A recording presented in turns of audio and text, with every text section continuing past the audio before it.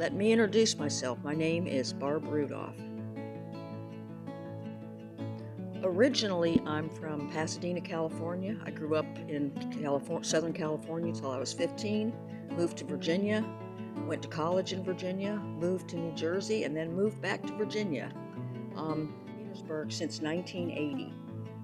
My ex-husband and I originally moved here for jobs at then Fort Lee, and not long after that I went to work for the state, and I retired from the state, so been here for 46 years. When I moved here in the 1980s, to hear some people talk, it was, heaven on earth, and now it's terrible. I guess the changes have not struck me as dramatically, although gradually I've seen certainly some areas have declined and some other areas have undergone a lot of improvements. So I can't really say on some that we're any worse or better off than we are. I hope that we're progressing, and that's the goal. Cheryl, you're asking me about my experience of life in Petersburg then and now. I think I could talk about things that have declined or things that have improved, but let me just mention more about a feel of the place. I've lived in my house for 39 years in that neighborhood, and this is in Walnut Hill, felt like small town America to me, almost kind of idyllic, knowing that we had problems, but still quiet and peaceful. But since I've become more involved in community activism, I've learned more about everything that's going on here. So I really experience Petersburg differently now. I mean, I'm looking at the whole city, so what interests me is not just what's happening in my little corner of Petersburg, but what's going on in every direction in Petersburg. And, there's so much variation that it shows us that we have a lot to do so that everybody can enjoy the feeling of living in small town America, because we don't have that now. Because it was a divided community. Part of the community lived like that. And I can tell you, I've met people at work who grew up in Petersburg, moved away. Of course, they don't want to live here now, but they recall things like, oh, we lived close to the bus line, and our maid came over on the bus. And, the maid was their African American person who only came to Walnut Hill to clean people's houses and otherwise felt unwelcome there.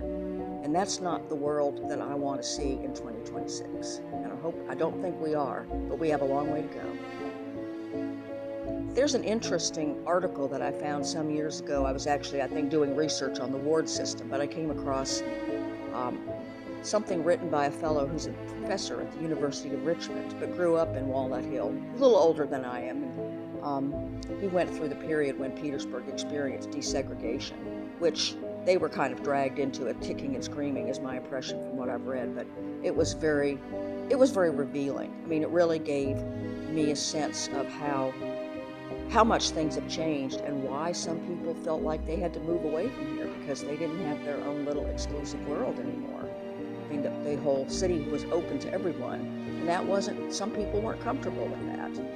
Hopefully houses that are a little larger than mine have a third floor, and there'll be a little bathroom up there. That was for the maid. In my house, which is more modest, and I have a pretty funky basement, but in my basement there is an old toilet, and that's what it was for.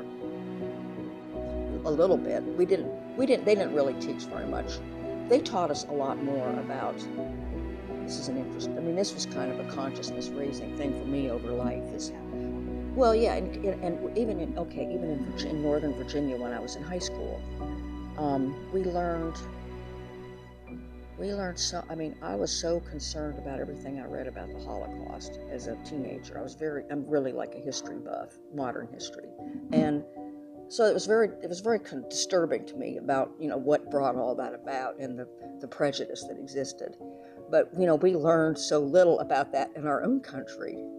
We were not given, we as people, we were not given that same kind of insight into what we did to Native Americans or what everything that slavery was like. Of course, we were taught slavery's bad, and that type of thing. And California was part of the Union, so everything taught there was from that perspective. But I still felt like we tended to find things wrong in other countries that were also things we're doing, but we sort of whitewashed ours a little.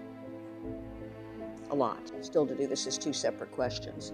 Clean Sweep Petersburg is a Facebook group which we started 10 years ago. In fact, today is the anniversary of the day that it was launched. So it's kind of interesting that we chose this date to get together.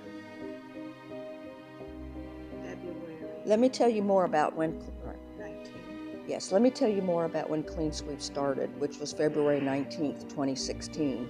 At that time, and I'll say this, I realize it's polarizing, but in full disclosure, the real reason it started was because me, a friend of mine, Gina Harrison, and my husband, Gary, we were very politically involved, but in national politics. And at that time, you'll recall, there was a presidential election coming up. The three of us were very much in favor of Bernie Sanders to be nominated, and we weren't part of the "it's her turn" crowd. However, we also weren't part of what led to the ultimate 2016 Republican nominee. So we just saw a lot of things going on nationally that were concerning us. So, and we thought, we're trying to make a difference, but we thought we can make more of a difference if we look at things locally. And coincidentally, at the same time, Petersburg's problems were starting to become known and at the surface. What really kind of got our attention was in early February of 2016, there was a State of the City address given by then Mayor Howard Myers, and it was over there at the auditorium at the Governor's School. And it was a really great turnout of people. I wish we'd do it again. But it was illuminating because then Mayor Myers talked so much about how resilient Petersburg is, but he did not ever refer to any of the difficulties we were facing. And we felt, we and other people who had already been active in seeking to basically get rid of the city manager we had at the time, just felt like we were not being given the full truth, and it was being, there was kind of a Pollyanna-ish approach to what was going on. That was the impetus to the group. The other part of it was there were already some Petersburg Facebook groups, but they tended to be, I don't want to say censored, but sometimes if the administrator of the group thought, oh, this is too negative, they would remove comments and things like that. And we wanted to have a place where people could have a frank discussion about the positives and the negatives of Petersburg. We collectively had a vision. This was me and Gina Harrison and another friend, Kay Beal. We were the three who tried to put together enough people we knew to join this group and begin having discussions about Petersburg. We purposely kept the group pretty limited in its focus, and that's intentional, because the more you let other things, once you start taking advertising, you set a precedent. Once you start letting, there are groups where people record, they play games on them, or they record services, or they record speeches from other places, and things like that could interest people. But if you start letting all that in and everybody is doing that, your group becomes, it may be very active and full of content, but we wanted to really, like I said, is to be very limited in our scope and talk about Petersburg. So I've worked hard to maintain that over the years, and it's been a struggle, but it's still like that. The other thing is, I mentioned that Gina and Kay and I started the group. Gina later moved to Richmond, and Kay is less active because of business obligations. So I pretty much became the main person operating the group, along with various people who've kindly volunteered to be admins. But we've still, again, we keep it pretty close and small in scope. And there were people who very generously supported Clean Sweep in the first year with monetary contributions and volunteering. And there are folks who really wanted to make it into a movement. But I'm more of an analyst and a strategist and that type of a person than I am the person to lead the charge. So if anybody wants to lead the charge, it's out there. I'd like to think that we add value to the community. I mean, I can tell you that the most gratifying thing about doing this group is when I'm out, like if I were walking around this library and I was talking to somebody and they asked me something about Clean Sweep, or they tell me, I read your group and it's interesting, or thank you for talking about this. People say things to me to let me know that even though you don't see them on Facebook, they don't react, they don't comment, but they're looking. They're looking and they're talking about it and they're sharing it with their friends and their neighbors and their family. So information is being conveyed beyond just the obvious of what you see of people who will interact on social media. So I believe it has a little bit of a reach beyond social media, and I appreciate that. So my personal thought is I want to educate people, I want to empower people, and I want to engage people.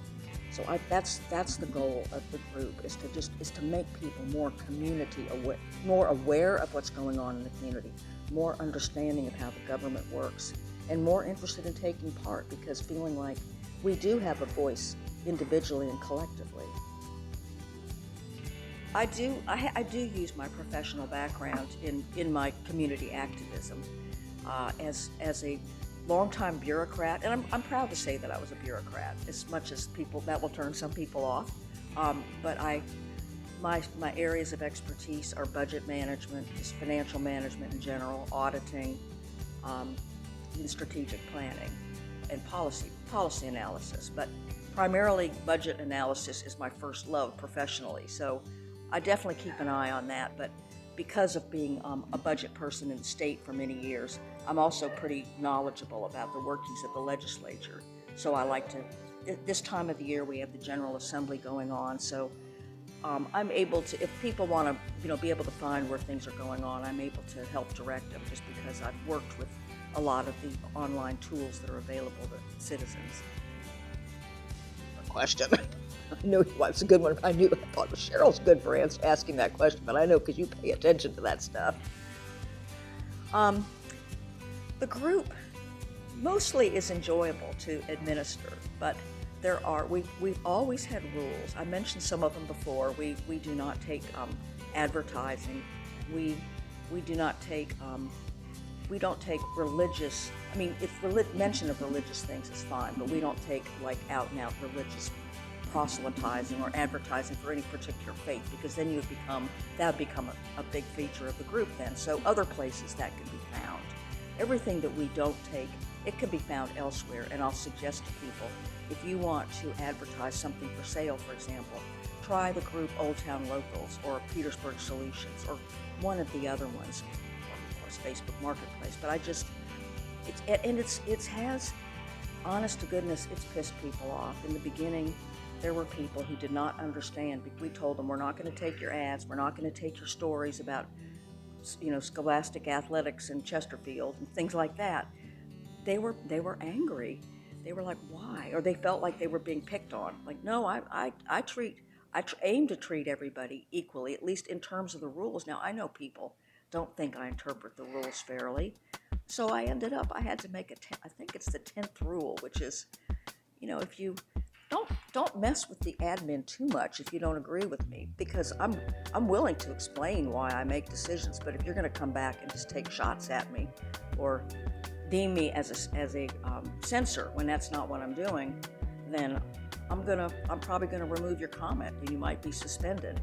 And there are people who basically called me a witch for having rules, but I have no apologies. I think we've kept the group going for 10 years. Some people have quit because they thought the politics were too left-leaning. Other people quit because they thought the politics were too right-leaning. And there's really no happy medium. But I did change one rule in the group. Now, Cheryl, you asked if Clean Sweep is bipartisan, so let me add on to the previous answer. Is we had a rule from the beginning, which was we weren't going to discuss partisan politics or national politics. I mean, we would discuss political things in the context of Petersburg, so that would be like locally elected officials, which most of our city council and our school board, of course, have been elected with the designation of independent, so there's no partisan slant. Now, recently, I think in the last election, the Democratic Party wanted to identify candidates. I'm not sure how that will be handled in 2026. So we We tried very hard to avoid all that, but I have to tell you, in all honesty, that a year ago, the beginning of 2025, I wrote a post and made a statement, and I've referred to it frequently, that because of things going on at the national level, I was no longer comfortable with trying to maintain a neutral stance politically.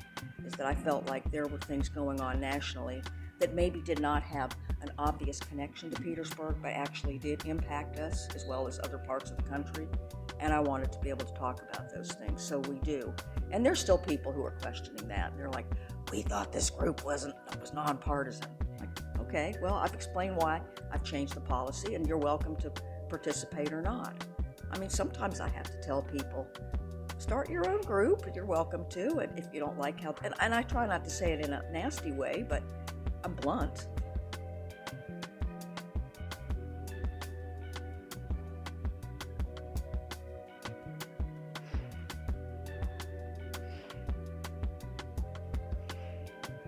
I have a few thoughts about a few good things for Petersburg. One of my first wishes would be that we would adopt a citywide election system, and that would mean we would eliminate the ward system and eliminate the current procedure that we use here, which is for the council to be elected, and then among themselves, they elect a mayor and a vice mayor. The majority of Virginia's cities elect the mayor by popular vote, and also the majority of Virginia cities have at-large elections. Now, there were very concrete and necessary reasons that the ward system was established in Petersburg in the 1970s, because the African American majority in the city was disenfranchised, and as long as the ward system persisted, there were ways to manipulate the elections so that a disproportionate number of white citizens were elected as councilors, and the black citizens were underrepresented. That was a real big problem then, but at that point, I think the population of Petersburg was about 55% African American, 45% white. Today, that has shifted quite a bit. Right now, the percentage of white population in Petersburg is about 17 or 18%, and it's projected to decline overall as a share of the population to, I think, like 15% in coming decades. So what I'm trying to say to people who are concerned about the idea of changing back to at-large elections is the conditions that caused us to establish a ward system no longer persist. Today we have a clear black majority city, and it's basically numerically impossible for white people to create a majority on council. The only way that would happen is if there were no African American candidates running, and I don't believe that's going to happen. And if that were to happen, I would do my best to recruit candidates anywhere and everywhere I could. I mean, I want this city to be representative. I want the city government to be representative of the population, and right now, it really pretty much is. But I maintain that a at-large election would also give us the opportunity. It would even be an opportunity to have the majority population dominate or take all the seats on council, and that would be fine if that represented the wishes of the people. So that is a part of my vision, because I believe what flows from having an at-large system is that councilors can be held more accountable. We, the citizens, have the opportunity to choose everyone who represents us. We have the opportunity to choose who the mayor is. I'm not talking about a strong mayor. I'm not talking about replicating what they do in Richmond. I'm talking about a mayor that we have with the duties and responsibilities that we have now, which is a ceremonial mayor who is the person who convenes the council and leads the city government meetings, but has an equal vote to the other councilors. That is the way that 38 of Virginia's 39 cities operate. The only exception is Richmond. So we are an outlier in that we do not elect a mayor or the council members. There's only two other localities in Virginia, sorry. There's only two other localities in Virginia that do not have at least one of those items selected by citizens at large. So what flows from that, I mentioned accountability. We can, and people, I think it will increase people's interest because they'll be like, well, I might not have a chance to be elected in the ward that I live in because somebody else there is really well known, but maybe you have a following elsewhere in the city.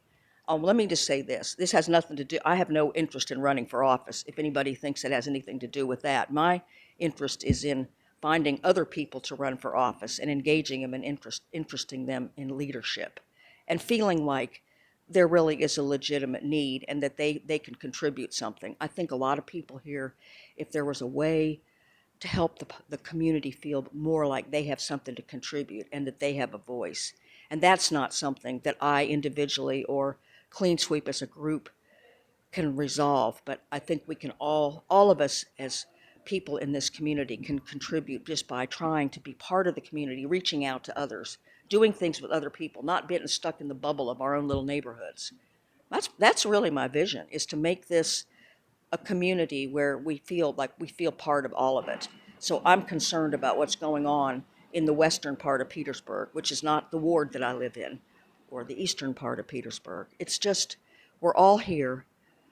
People voted for the casino. The casino is going to produce benefits for all of Petersburg, or it's going to produce ills for all of Petersburg. It's there, and but it is for the whole city. It's not, but right now it's in Ward 2. So, but we're not treating the casino like it only belongs to Ward 2. But there's so many other things in this city that are treated like, oh, that's in Ward X, and nobody but the counselor for Ward X can mess with it.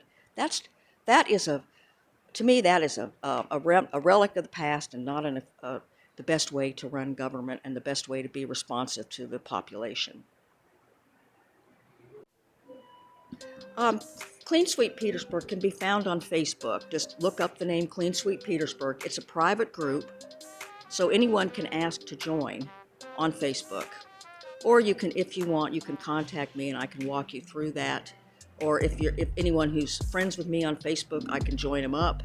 Um, we don't have a website or email. I think at one point we were talking about that, but again, that's, if somebody wants that, that's, I don't have the bandwidth to use the current term to get into that.